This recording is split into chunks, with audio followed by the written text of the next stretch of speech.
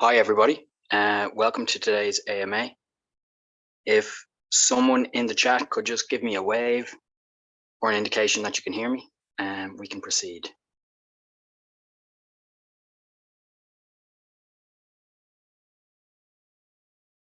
We good, Marv?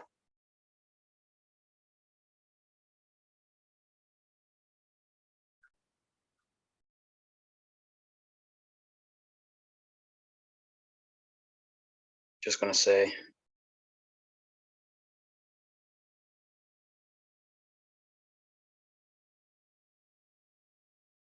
Okay, fantastic. We have an interesting AMA today. We're going to take a slight different focus. Before now and in the past couple of weeks, we've kind of talked more about the macro situation and wider context that the Cherry project has found itself in. We focused on those things to iron out and clarify our strategy, which was quite well received by the community, thankfully. And today, thankfully, as well, we can refocus on the more tangible and productive aspects of the project effort, namely the development of, first and foremost, the technical side of things, and also we have interesting updates from the business side of Cherry and from the business side of some of our constituent ecosystem projects. What I'm going to do now is just hand you guys over to Herman. Herman's going to give us some interesting points about what's going on in the boiler room of the project and what's happening in terms of what's being built and developed. Then I'll proceed to give you a couple of updates about more general things. And then later on, we're going to have Diego telling us about the very, very productive and exciting things happening with Seedling, specifically some of the sales that are happening at the moment. Very promising sales indeed, actually.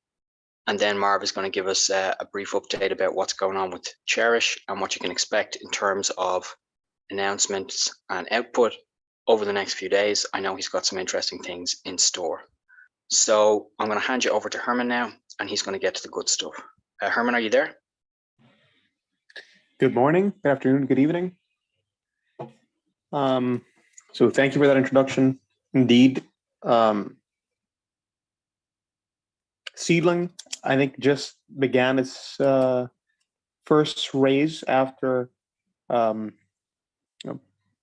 pretty significant hiatus.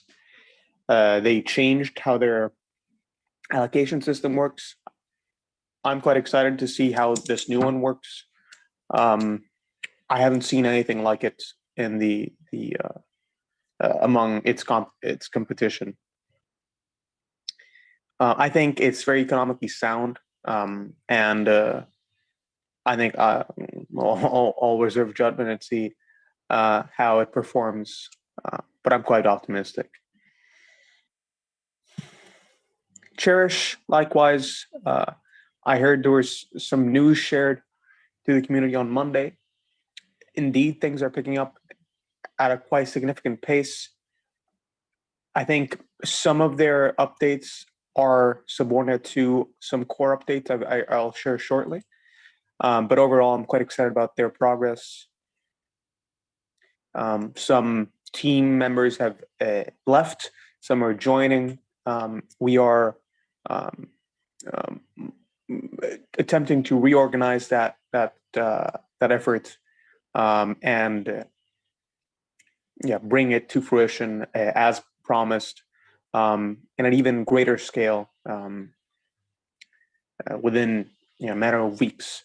So that's quite exciting. It will be especially exciting on my end, on Cherry's perspective, to see our stack, a stack that we've been developing for nearly 2 years, where storage can be trustlessly accessed by smart contracts, not only accessed, such as read passively, but also written upon and modified and updated and authoritatively interacted with. it'll be a great test to see how well what we built works, especially at scale. But overall, I'm very optimistic, and I'm very thankful to the Cherish team, and optimistic about their work too. So that if there's any fault within our system, that is, it is 2 years long in the making, but it's still quite new and experimental. I have full confidence in their ability to identify issues before they emerge in production, and with our help, rectify them either within North Core or on their end. I have some other updates. I want to call it news from Unigate. I do suspect we'll have the pleasure of hosting one of their executives next week. I'll look forward to that. I'll not share anything specific about that now, but I'm quite excited with their effort. Some has already been shared in the various formats we do share information, namely their slow though relentless progression to B2C, for which not only I'm excited, but I believe the whole ecosystem, the whole crypto industry should be excited about. Unigate will be the first and only, as far as I see it, cryptocurrency merchant and invoicing mechanism that's fully trustless. So we have these competitors such as Coin Payments, BitGo, many others that do facilitate transactions between merchants and people who want to pay for the goods and services they sell by crypto. But all these require hefty compliance measures. They are limited in what financial support they can provide, not only quantitatively, but also geographically. Say, countries that perhaps have less of a reputation worldwide, the companies that reside there, as well as the individuals that perhaps independently want to earn money, are sometimes cut off by global commerce, in spite of the original intention of Bitcoin, which was to bring finance to the masses, to decentralized access to money. Well, we believe Unigate does function as this nexus between the underserved or otherwise constrained merchants, sellers of any kind, and users who just want to use cryptocurrency due to its ease of use and efficiency. Frankly, I run a pretty substantial organization. The financial issues, we have 2 people tasked more or less entirely to that, to look after our banking, finances, and accounting. And it's a hassle. And it's a hassle because, sure, it's improved over the past few years and decades, but it's a hassle because either this improvement isn't moving quick enough, it isn't adapting to the new standard of distributed organizations of online access, and it frankly sees innovation in innovative companies like our own, like Cherry Labs, the company of which I'm a director, as suspicious due to its non-standard or innovative mission, which is to develop software, to develop it in an open source manner, not to focus too much on monetizing IP or selling services, which are aspects banks and financial institutions can understand. But we try to do things differently and things in a bit more innovative way that can help not just line the pockets of our stakeholders, but also do some good in the world, especially toward Cherry ecosystem, of which benefits Cherry Labs is entirely focused. So, in short, though I can't disclose too much of what's going specifically with Unigate, I'm quite excited with its mission, and I do believe it's a worthwhile mission, which it does accomplish substantially better than its competitors and its legacy adversaries, such as banks. Owen mentioned I would share some information about some core updates. I also mentioned it earlier. Indeed, we are now in full swing developing a few aspects. Months ago, we announced our decision to switch over to the layer 0 paradigm. Formerly, we had given suggestions that we would deploy Cherry as a layer 1.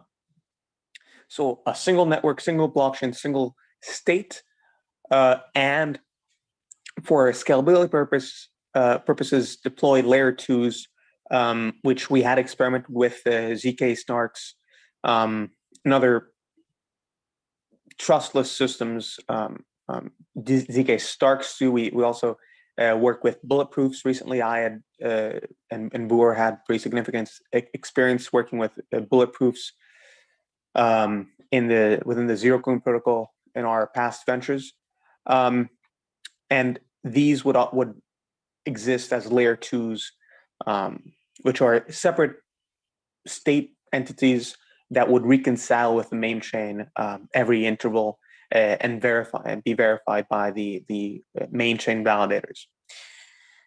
This is an excellent architecture. That's what Ethereum does. Polygon is a very efficient example of a layer 2 deployed successfully. That's highly trusted, and it's backed by I want to say tens of millions of dollars, if not more, staked on Ethereum and staked on Polygon's ability to produce and verify data in a compliant way to the Ethereum protocol. There are others invested in this in working within this paradigm. Layer 2s are here to stay. I truly believe that. There are some reasons where layer 2s do work best.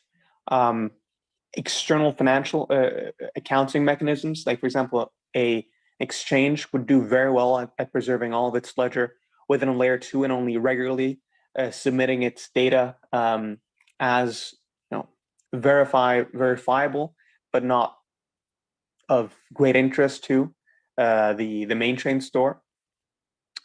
I think we've seen some examples of these. That architecture, I think, though of great interest for sure and highly developed in the past few years, has fallen perhaps slightly less in use, less in adoption than the one that we now have adopted, which is the layer 0 architecture, which is the one of Polkadot, most notably, but others too, where the main chain only serves as a relay chain, where few logic operations are computed. Validators do reconcile a common data store, but the content of this data store and the feeds to this data store, so the entities that submit to this data store, may be independent to this network. This does allow immense scalability both in use of this data store, as the validators don't necessarily have to know what's going on in the blockchain exactly to know that it's correct. Operations can be computed, let's say, externally, traditionally within the idea of a side chain or pair chain, and then submitted for verification to the relay chain to see and check for compliance with the basic logic standards of the relay chain after it has been verified for the abstract logic standards of the parachain. So we've worked quite significantly on that.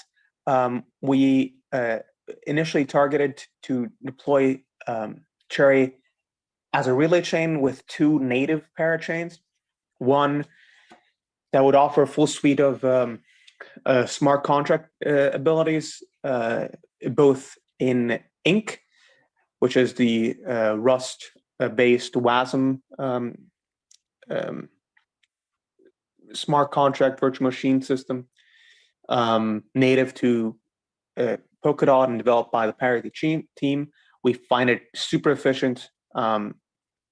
It reuses components. It has certain qualities that do make smart contracts in Ink more sustainable, cheaper, and able to perform a broader set of logic than Solidity and things deployed on EVM. Solana adopted a similar language for smart contracts. I think most of the most interesting smart contract development is occurring in WASM, developed in one way or another. So we're very proud to continue our support for Ink contracts. But in addition to Ink contracts, and this was something that was announced also in or about the time when we introduced the idea of a parachain of a layer 0 architecture, is that we plan not only to have full interoperability with EVM, so we would have these channels that would allow the transmission of data trustlessly between blockchains such as Ethereum, Polygon, BNB chain, Avalanche, C chain, etc.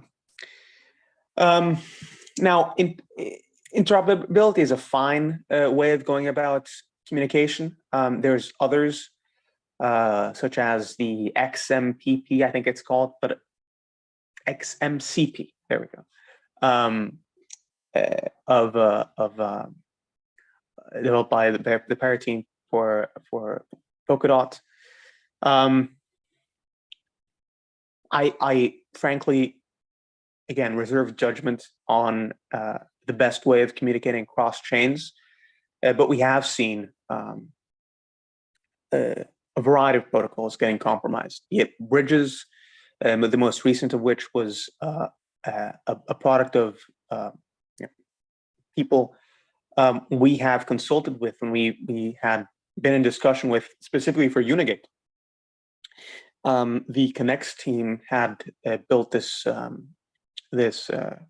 cross-chain interoperability mechanism that was used by Nomad, the Nomad bridge, and it was compromised. Perhaps not at the Connects level.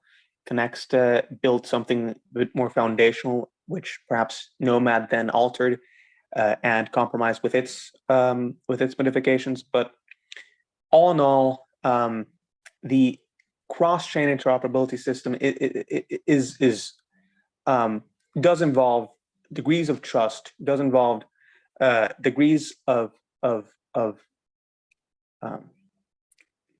reasoning that perhaps is improper to blockchain all in all. Now, this is a pretty broad statement. I, again, don't have a great idea of the future of bridges and cross-chain communication. But specifically for the purpose of this call and to keep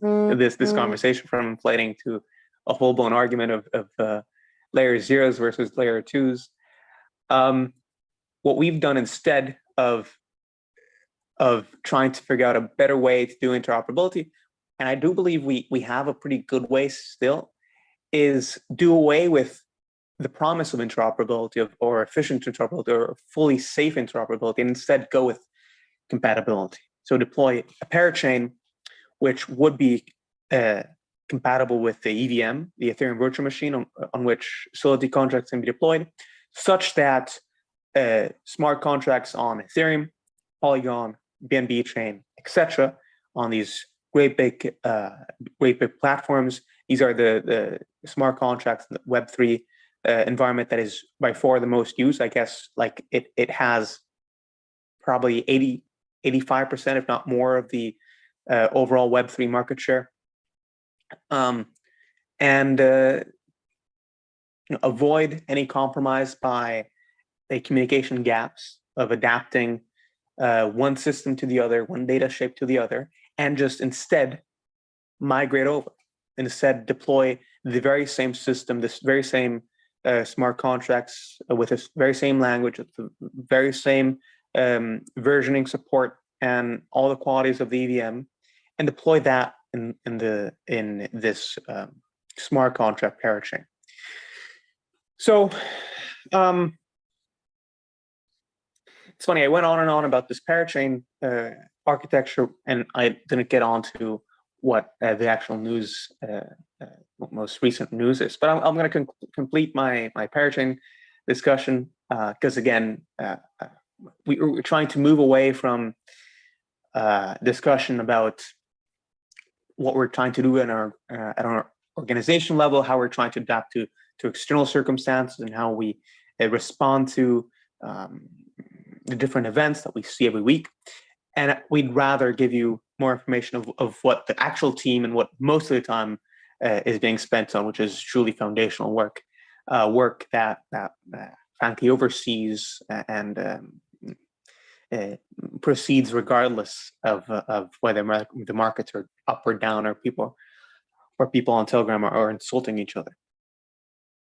So the third element of this three sort of parachain triad, relay chain, which is the core mainnet network that people have already been enjoying, this contracts parachain. In addition to these two, we have the storage parachain, which has been commonly referred to as a storage module. We've already wrote a lot about this, the ability of storing data and performing read-write operations to it trustlessly, simply by submitting events on-chain, such that the relevant palettes, they're called, these computational modules on our node, they'd be able to apply them, whether edits, whether deletes, on their file system. This is where most of the progress has been done, or most of the work has been focused on for the past few weeks. We've completed, I think, to a large extent, the parachain architecture. And now I'll describe a bit further how this, or at least the current proposal for the storage module, storage parachain, whatever you want to call it, will work, as well as some other consideration we're making. So the same principles apply. Nothing has particularly changed. We do care, and what we've tried to adapt and make improvements over is how the pricing mechanism is achieved. So how do we offer the best price to buyers of data store space, and how do we pay offers most efficiently, requiring them the least amount of collateral, being the least invasive to their file systems. We've explored various ways. We had formerly integrated everything in a single in a single node, both the store, the connectivity, the stats, the monitoring, in addition to the stats, and the pricing logic. Everything would have been carried out by events, and the pricing mechanism would be all determined upfront and verified block by block. Now, that's not a very efficient mechanism, but it did work as a proof of concept. We always knew and had the intuition that we should have further modularize this system. We introduced, we adopted Substrate for this very reason, the ability of making containerized, what they call palettes of logic that would each be responsible for different aspects of the business of running a blockchain, such as consensus, such as staking, such as networking, etc. many alternatives were produced. We initially thought of externalizing a listener node that would only be tasked of assessing pricing in a either dynamic fashion, so meeting the two markets, or in a either in a passive fashion, so meeting the two markets, and the buyers and sellers would interact directly, determine price, and then agree on one price, and if necessary, renew contracts at different prices, which does seem like it requires a lot of work on the part of providers who may make money from this, who may provide storage to the share network as a business, but shouldn't really be concerned with these low-level dealings and negotiations with their counterparts. And even more importantly, it's a bit of a drag for the users who just want their files stored, or smart contracts who just want to perform some operation and don't want to deal with the identification of the best instance, best moment, and best distribution of requests to make their query most economical, so saving money. Instead, we went on a active intermediary method where the system itself, the protocol itself, will be tasked with assigning a merit, which ultimately translates into benefits, monetary benefits, so rewards, to the storage providers, and distributing this available storage space to the payers in a sort of authoritative way. So you don't deal with any one counterpart whenever you're trying to store files on the Cherish network. You're rather dealing with this one single counterpart that aggregates offered, that aggregates your demand, and finds a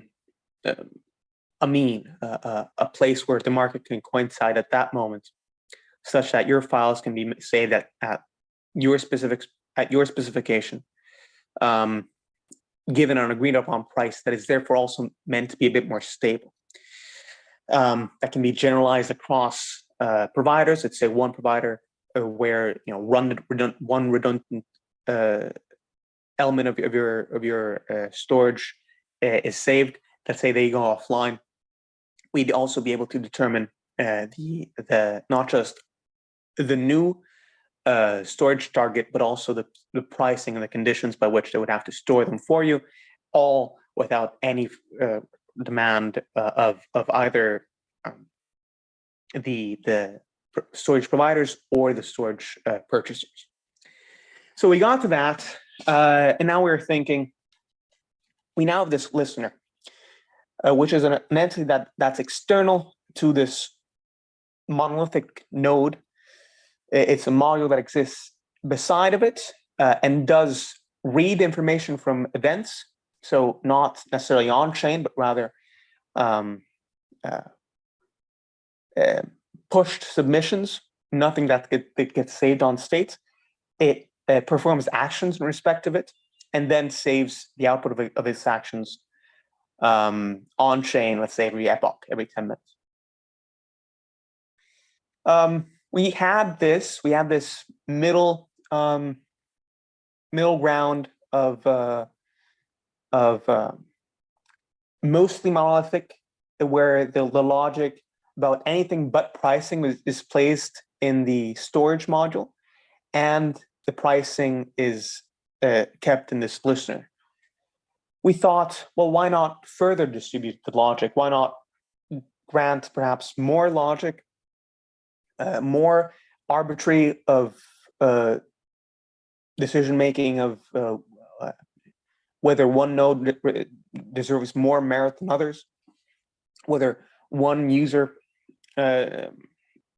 should be paying less or more abilities to adjust pricing even more dynamically, why not give even greater responsibility to this external system?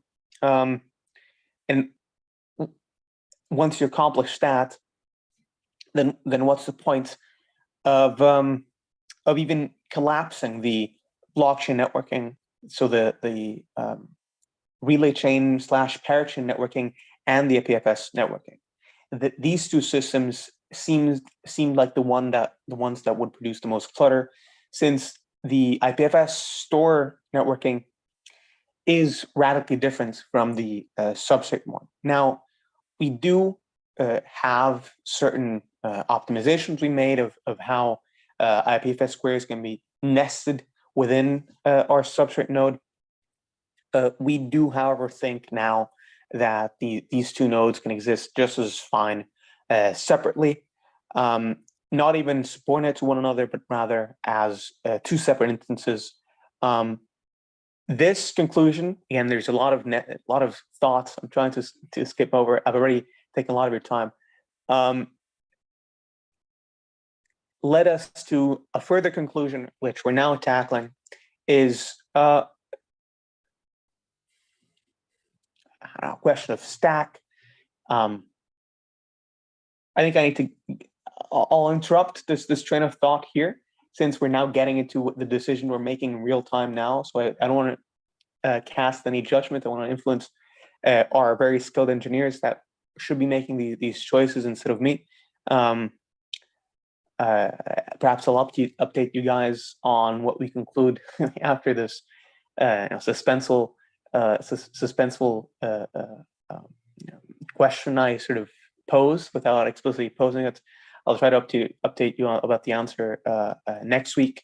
But in short, we're now at this place where we have a listener that's external to the system. We have the intuition that the same level of networking is not as efficient. We should rather simply have two networks for storage specifically. So one IPFS solely and one for storage module / substrate submission / relay chain stuff. And once we have that, the question now is, how do we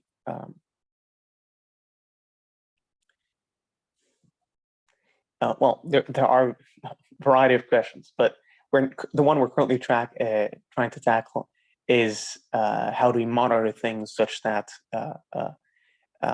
certain standards can be enforced, certain logic can be performed when these systems do operate independently from one another. So one, namely the substrate one, of which we have mostly total control over, that it can be verified, etc.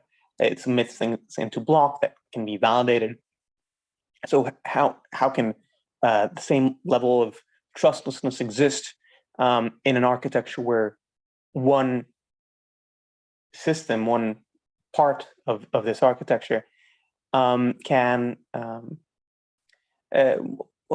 doesn't communicate as effectively, as seamlessly as it did if it was an integrated system.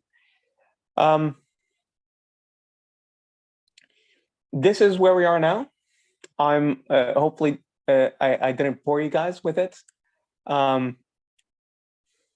It's a bit of a different format this time. I ended with more of a confused note than anything else, but hopefully it does give you the intuition that while we're very competent engineers, and me the least of which, we have great staff, great people thinking about these very complex things.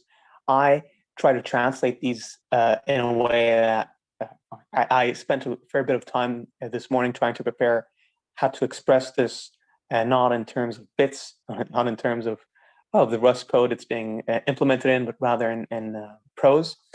But you also get a sense that this isn't just a polished product, sort of marketing device by which I or whomever else just seeks to take your money, participate in, play the markets and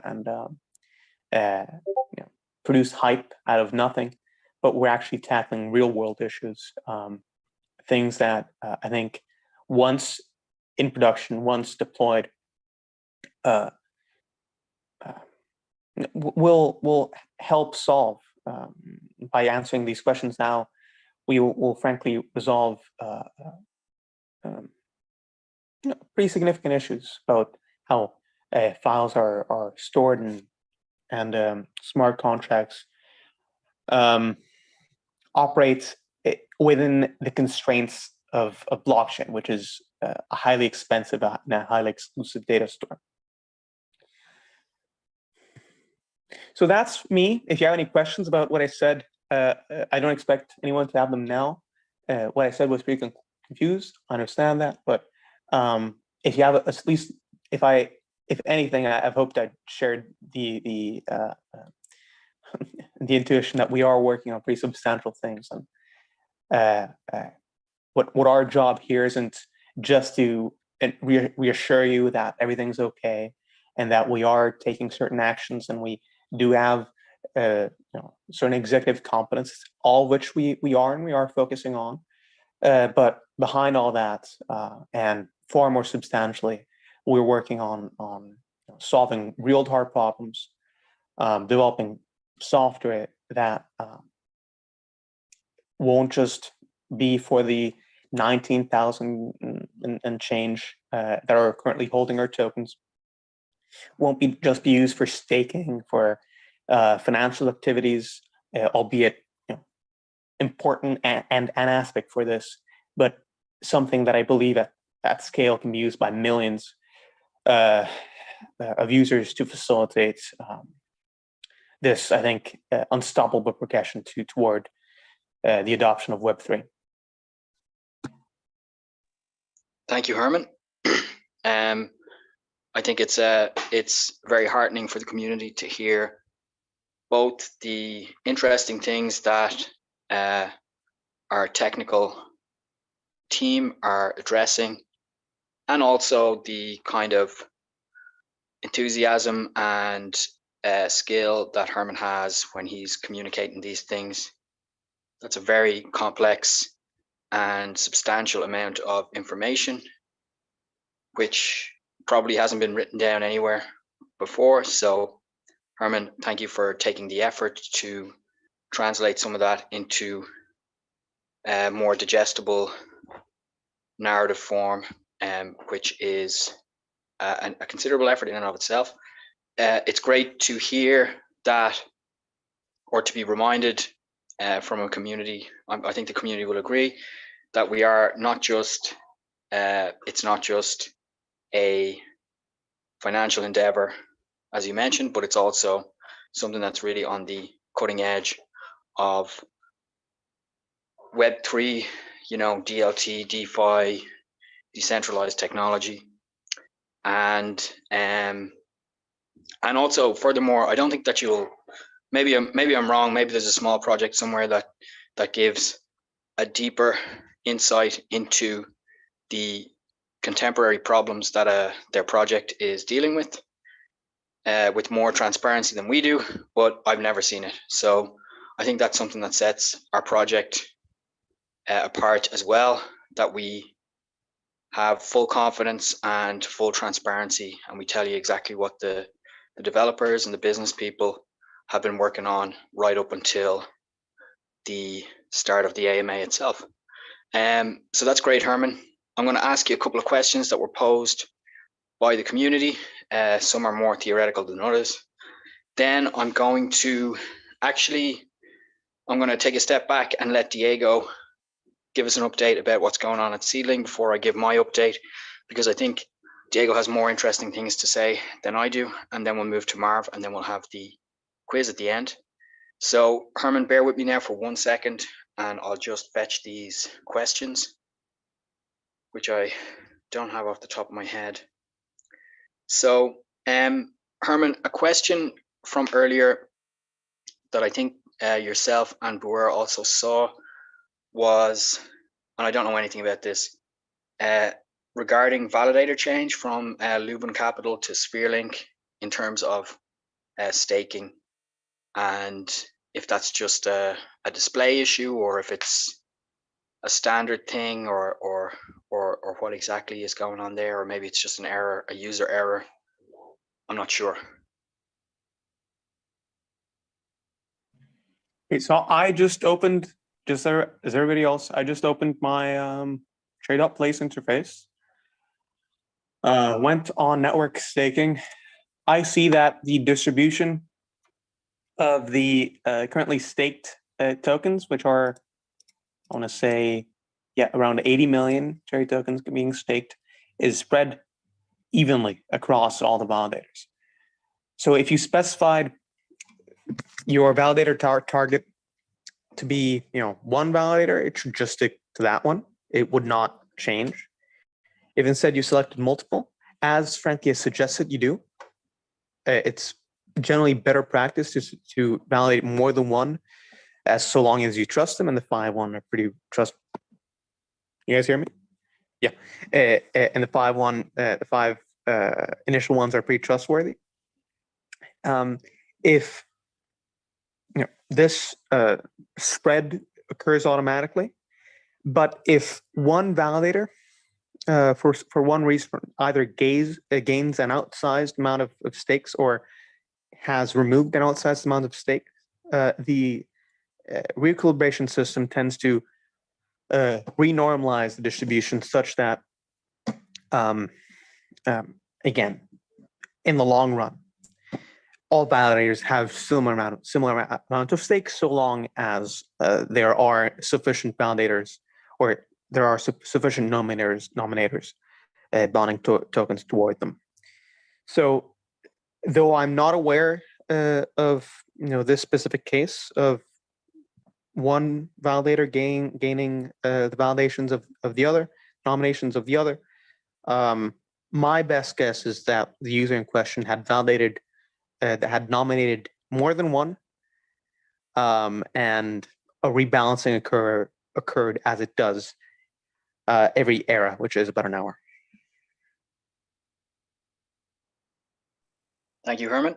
I suppose if there's any further questions, we can address them in the chat later. But that seems pretty complete in terms of an answer for now. Another person was asking, just in terms of, this is more of a support issue, but I suppose it's a reasonably good place to answer. There were a couple of very minor and incidental bridge issues with tokens being delayed, etc. And from what I gather, that's being worked on, but just it might be, if there's any developments in that, it might be a time to mention it. There are no delays. As far as what we've noticed is that there have been 3 separate instances, and I'm now, I think, been made aware of a 4th one, where bridge transactions from the EVM from either Binance Chain or Ethereum, Polygon, excuse me, did not complete successfully when they transferred share over to the mainnet. We're investigating. So long as it's 4, and we've tried ourselves, we weren't able to replicate this issue. We'll keep it under observation, but we wouldn't take any action specific, because any additional work with the bridge would also have rippling effects on unaccounted things that would then also have to be tested, etc. But yes, as soon as we see the problem developing further, it could likely readjust itself. These networking things tend to be pretty volatile. If it does expand, we'll take a closer look. In the meanwhile, whoever has this issue, feel free to contact us, and we'll either be able to complete the transaction manually, simply because we know how to interface with the smart contract directly, or you can just try and tinker with it yourself. It will be a bit more difficult with the mainnet one, since we don't have a published SDK for that yet. But if it's between EVMs, then for sure you should be able.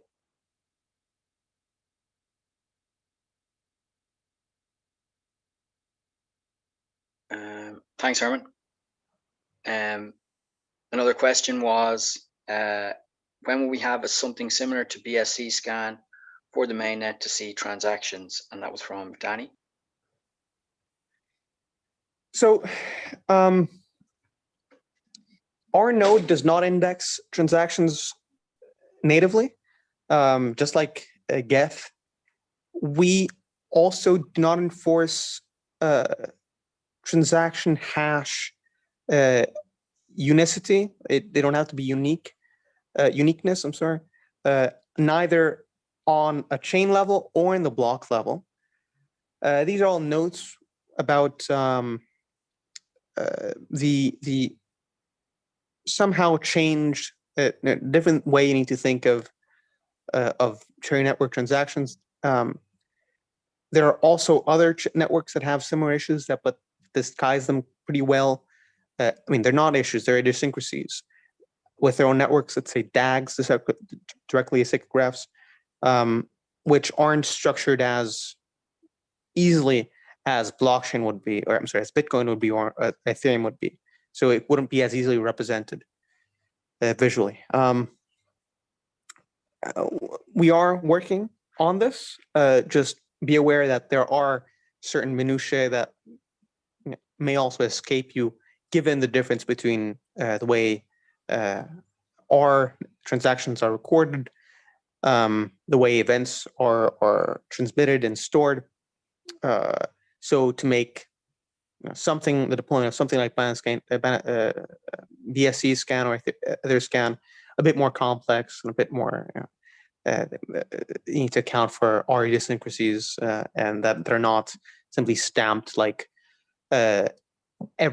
virtually anyone adopting EVM also can use other scan. So BNB chain, Avalanche C chain, Phantom, etc., etc. Everybody can just deploy their own Ethereum-based network and fork over BSC scan, inherit all that, all those interfaces. Thanks, Herman. Those are all the questions we have for you for the moment. I'm going to thank you again and then jump right into if Diego is ready. Diego, are you ready, or would you like a few minutes and I can give my updates? As you wish. I'm ready if you want. I think people would rather hear you than me because you've got some pretty exciting things to talk about. So go ahead. Yeah. Hello, guys. Very interesting talk by Herman. I'm sure you're all very happy with his wise words and knowledge. Now regarding, and also very interesting section, Seedling. Let me start with the big news first. I'm happy to announce from the lost lands in the west of Portugal, surrounded by green, where I'm located currently, that the Whitley's token offering is live right now. This means contributions are open. For those of you that could not make it in time with sufficient allocation, the only way to obtain quick allocation instantly is through the burning mechanism, rewarding those that have been locking from months back.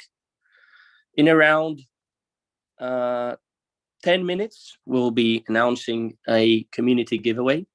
We'll be rewarding top contributors, giving back for their loyalty to the Launchpad. We have all gone through some tough times in the market, and giving back to the loyal community members is the way to go in our eyes. Also, within this subject, I wanted to remind you guys that we're constantly on the look for a variety of top projects to list.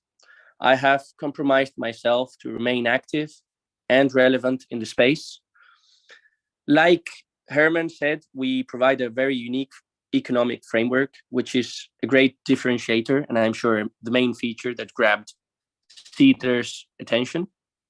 The team will also be having a meeting with Foxtrot Command, our other project, to look at the timeline for the listing. The relationship with them is great, and we will surely get very unique advantages for the Seedling community, other than just the fundraising. I have read some people talking about play to earn, inflation. In this aspect, I wanted to specify that Nonaterra, the company behind Foxtrot, has a very broad vision to create an actual game launcher similar to what Steam does or Epic Games in the non-crypto space. The token is thought to be used in all games developed by the company. And so we're not investing just in the game with, by the way, outstanding economic characteristics and in deep talks with esports teams. And their final desire for Foxtrot, which is the competitive aspect due to the depth of the game and future adoption. But the whole idea is, so no, it's not just a play to earn game. But let me not get too lost in the talk. We'll provide some more clear information of this soon if needed. After the meeting, we will surely have some more info on the listing expected dates. We're also very close at closing another project in the next few days, always keeping our filter level very high. Also, I wanted to briefly mention the positive feedback we've received regarding our analysis document provided. I have already passed this information to the rest of the team, and we'll definitely continue to implement this initiative each time we list a project. Regarding Cherry University, we have been working very hard on our courses, and we will soon be giving more information on this aspect for you guys to profit from this new initiative, since, well, just doing a competition overview, most of the educative content out in the public is not of great relevance or that interesting. In my case, regarding launchpads, with only the most basic information, and most of it even being kind of biased. So this is all for Seedling. The key conclusion I want people to get from today's AMA, from our side, is a new way to treat with projects which make us way more active, relevant, flexible, and safe. Our new initiatives for the community members, from the added value initiatives such as the due diligence document or the security measures. And finally, our open-minded view towards the community. We're reading every message, answering all questions. I'm sure the rest of the ecosystem is doing too, and changing things, prioritizing the community's desires. And I want to live today just saying that I see a very bright future. The team is aware that many have been here since the day one and appreciate every single member of the community with their criticism and with their positive messages. I see people from the chat pushing the Seedling word far beyond our chat on social media. I saw people on other group chats, even on CoinMarketCap and other communities, inviting people to read about this. So I think this is great. Thank you, guys. Thank you, Diego. I think it's a good point now that the next round of Seedling projects are being launched. I think it's a good opportunity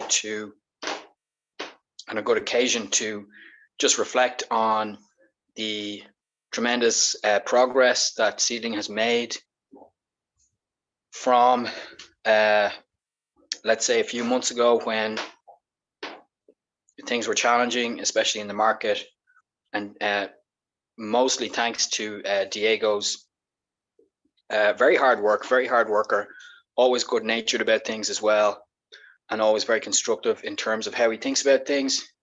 Also, another one of our senior team members, Lupiter, who might be listening, who was very conscientious and very knowledgeable about how to bring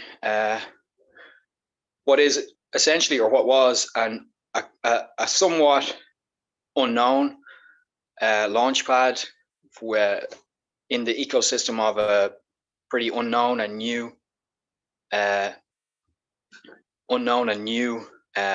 wider project, which is Cherry, and it has come to the point where we have some exciting projects launching now. We have a very well thought out economic framework, and we have some very exciting projects coming up.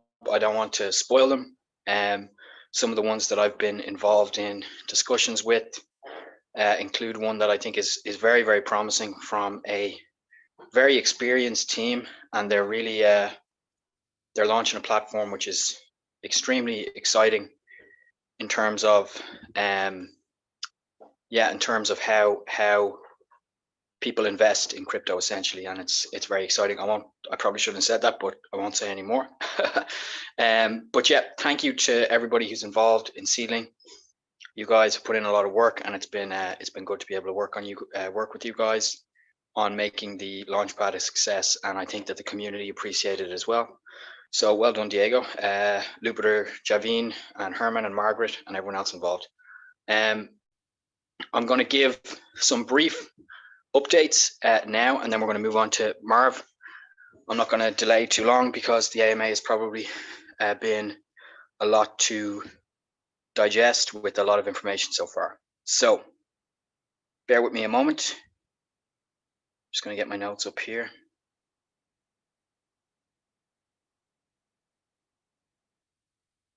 Okay, so first of all, Diego started talking about Cherry University, which he wasn't supposed to do. But Diego, myself, and our head writer, our head of written content, Paul, are working on the university initiative. We wanted to have it done by Friday, but there was quite an interesting development, which will lead us to delay till probably middle of next week. I spoke to the beta testers, the people who have signed up or actually volunteered their time to help. They're all in a group. Their help has been enlisted, and you guys will get an update. I was hoping to do it on Saturday, but we have a couple of things to iron out. So the two main updates regarding Cherry Labs University are, first and foremost, that we will kind of shift the launch date till probably middle of next week. But we have, I think, 80% of the content written. It's more a technical issue of how we're going to present it. On that note, the second major development, is we are already exploring how to gamify the Cherry Labs University initiative in a very fun way. I mentioned something about this last week, but I think it's something that we're definitely going to try, probably not in the first iteration, but soon thereafter. I would say in a matter of weeks, we might have this up and running.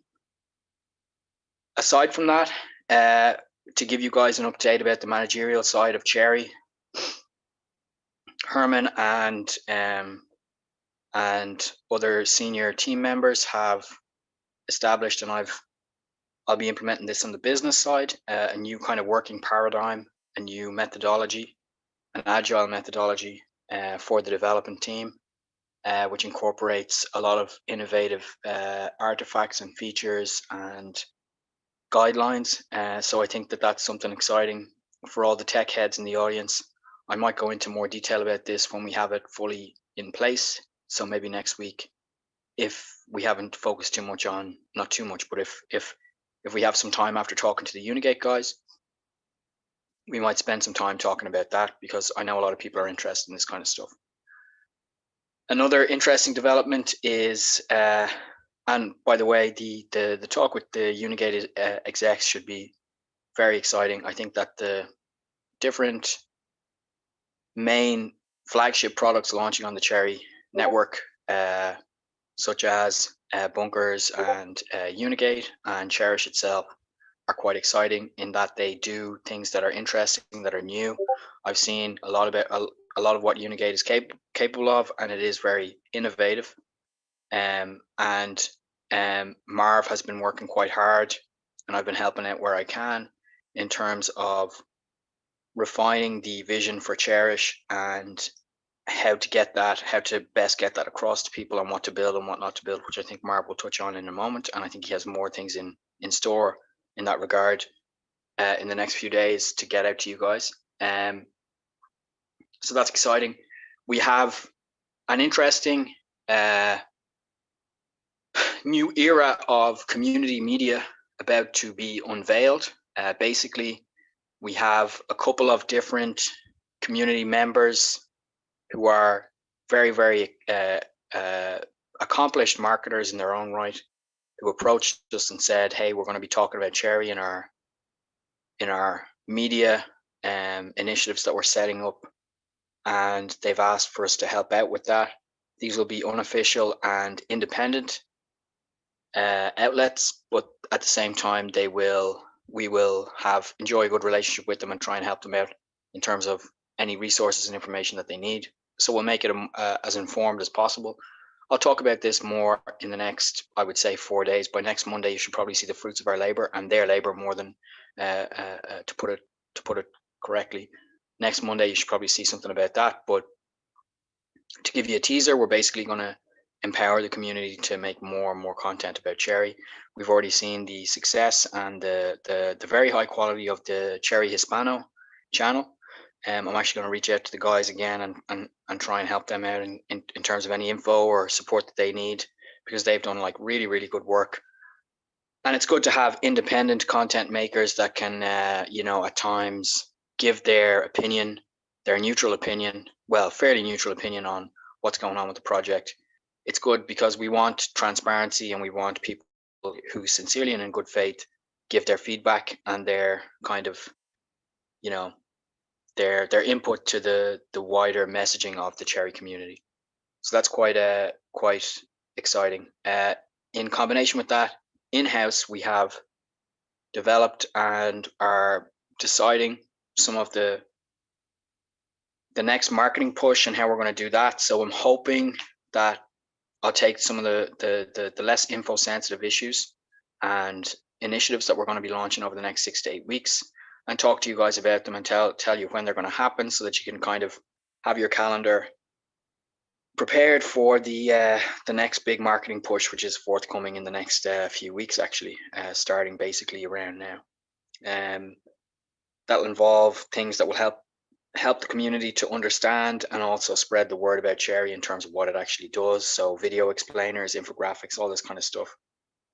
As you know, and as you can see from the great detail and complexity of what Herman was saying earlier, it is a complex project. But what we need to do first and foremost on the business team, because that's our job, but also for any interested community members, we just need to try and translate that into kind of tangible and digestible points of, pieces of marketing content, and use this to spread the interesting vision that Cherry has. So I'll update you guys about that again in the next few days.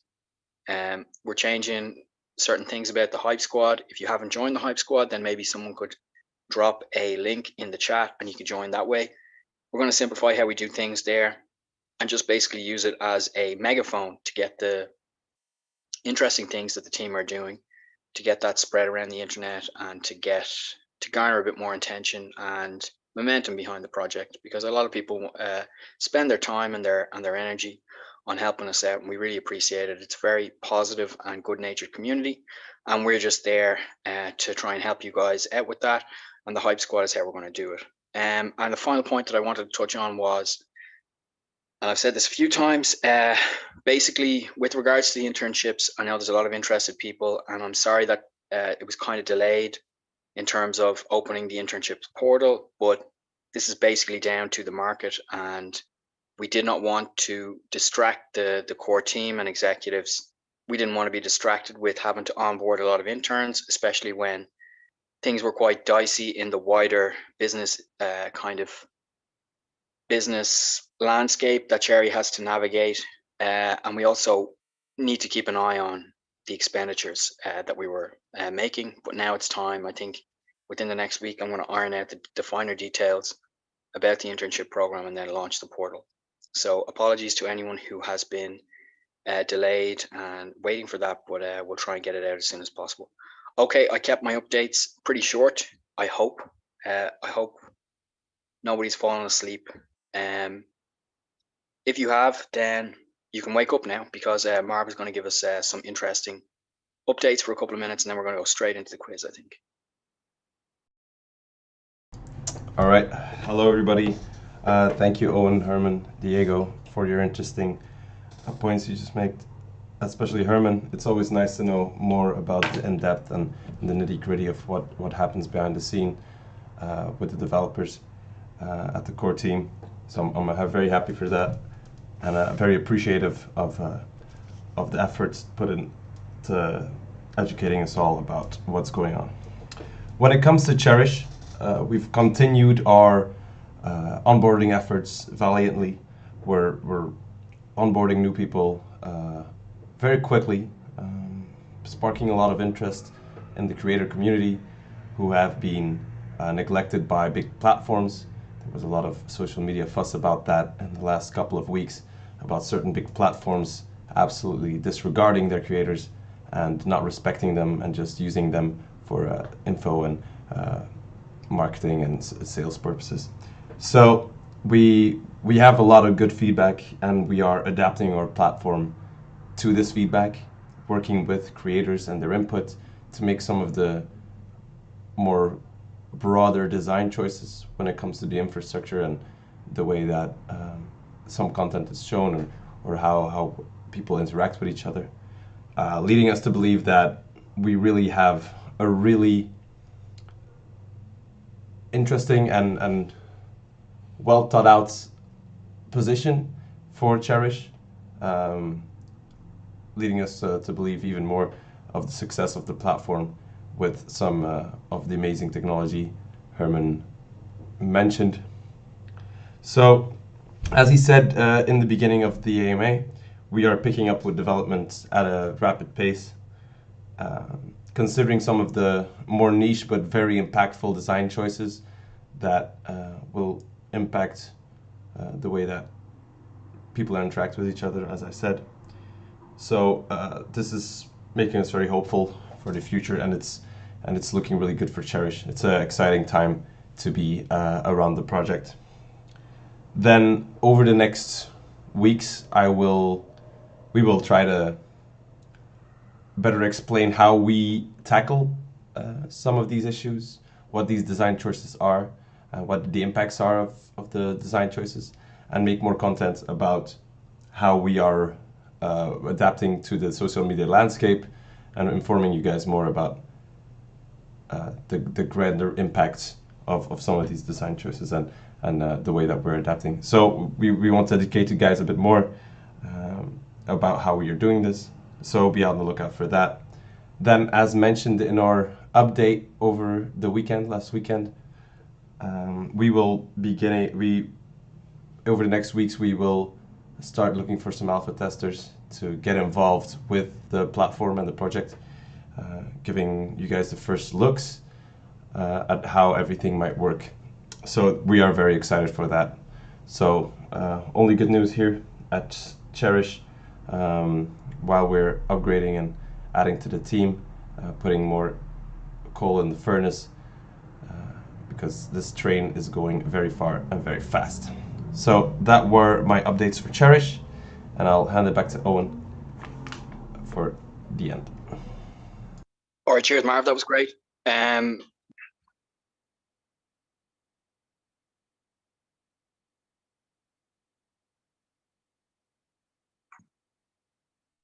Wait. Oh, we can't do the quiz thing. Yeah, I know. I'm just going to sign off now. Thank you guys for joining us today. I hope you found it useful. I hope you found it interesting, and I hope you, kind of, you get the reality of the community effort that goes behind Cherry, and we're exploring new kind of territories and stuff in terms of tech and business as well. And we appreciate you guys and your energetic support, and also the interesting questions that you ask, and all of the things like that that you contribute to the project, which is really a community focused and oriented project. Thank you very much. I think I shared details of some of the things that you can expect in the upcoming days and couple of weeks. I myself I'm particularly interested in, or enthusiastic and excited about the Cherry Labs University initiative that's going to launch next week. But otherwise, if you have any questions, you can always drop them in the chat, and our ever diligent team will get to them sooner or later. And in the meantime, we're going to hand you over. We're going to freeze the chat, and John is going to add 5 questions. And I think that everybody who has won in the quizzes until now has been contacted, and the vast majority have received prizes. The rest should be resolved in a couple of days, but we're basically up to date more or less as of last week. So in the next couple of days, we'll get everything tucked away and resolved as well. So John, if you can freeze the chat, pause the chat, and add those questions, and I'll announce the winners of today's quiz later today, probably. Thank you very much, guys. Much appreciated as always, and have a nice day.